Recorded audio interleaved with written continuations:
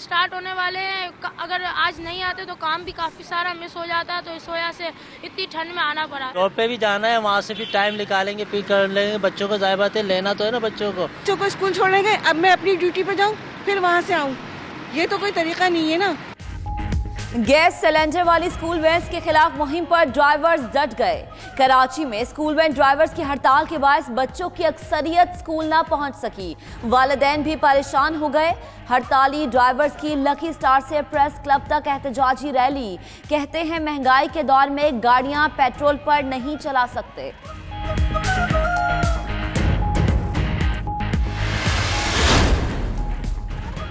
वज़ीर-ए-आज़म की ज़ेर सदारत वफाकी काबीना का इजलास आज होगा। फौजी अदालतों की मुद्दत में तौसी का मुसव्वदा पेश किया जाएगा।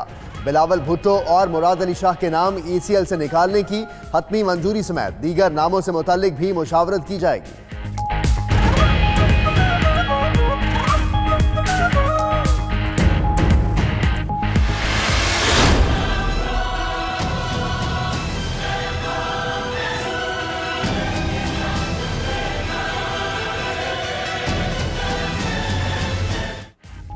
साबिक सदर आसिफ अली जरदारी के खिलाफ नाअहली की दरख्वास्त। इलेक्शन कमीशन में दरख्वास्त काबिल समात होने या ना होने का फैसला आज होगा। मेंबर सिंध अब्दुल गफ्फार सोमरो की सरबराही में 4 रुकनी बेंच केस की समात करेगा। PTI ने आसिफ अली जरदारी के खिलाफ अमेरिका में फ्लैट छुपाने का रेफरेंस दायर कर रखा है।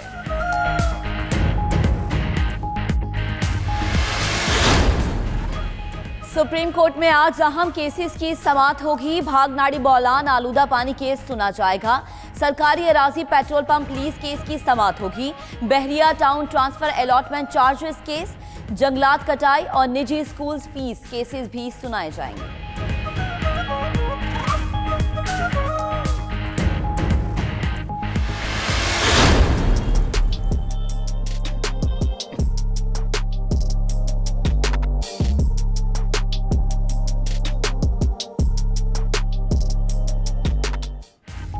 मुल्क में बारिशों और सर्दी की नई लहर आने को तैयार। आज से बारिश बरसने का इम्कान।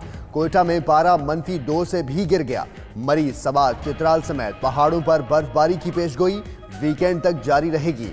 कराची में भी कल बादल बरसने की पेशगोई।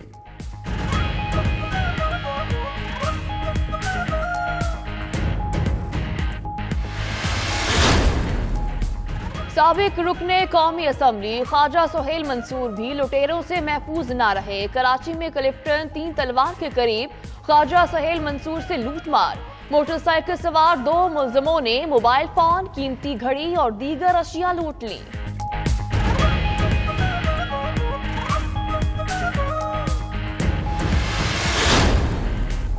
कसूर की नन्ही जैनब को वालिदैन से बिछड़े 1 साल बीत गया। मासूम जैनब को सिर्फ वालिदैन ही नहीं, पूरी पाकिस्तानी कौम नहीं भूल सकी।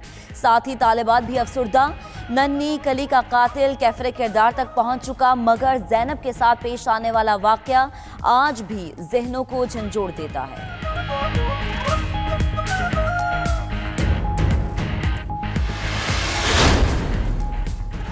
ब्रेक्जिट की ट्रेड पॉलिसी पर हुकूमती शिकस्त के बाद 15 जनवरी को ब्रेक्जिट मुसव्वदा मंजूर ना होने का इम्कान बढ़ गया। वोटिंग में शिकस्त के बाद हुकूमत 3 दिन के अंदर मुतबादिल प्लान लेकर आएगी। लेबर पार्टी नए इलेक्शन या दूसरे रेफरेंडम का मुतालबा भी कर सकती है। बरतानवी रुकने पार्लियामेंट फैसल रशीद की 92 न्यूज़ से खुसूसी गुफ्तगू।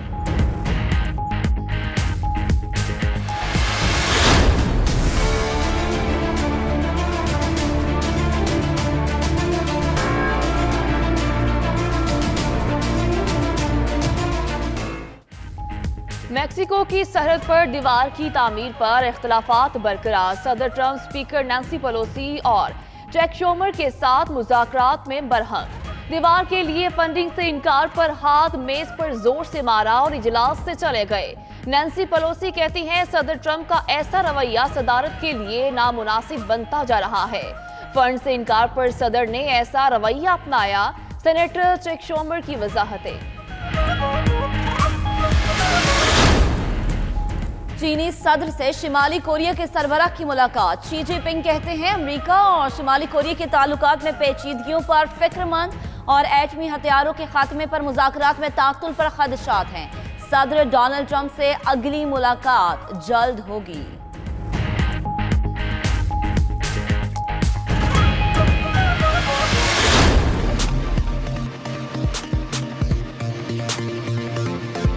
It begins when I land in Pakistan. So let's play football. It begins when I land in Pakistan.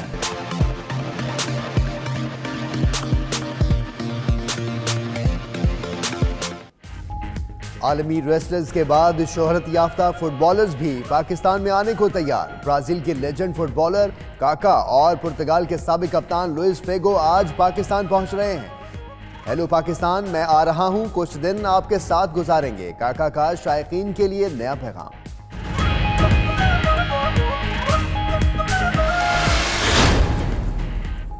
Green caps के पास इज्जत बचाने का आखिरी मौका। प्रोटीज के खिलाफ टेस्ट सीरीज का तीसरा और आखिरी टेस्ट का जोहान्सबर्ग में शुरू होगा। कौमी टीम की जमकर प्रैक्टिस। फाइनल 11 में 2 से 3 तब्दीलियों का इम्कान।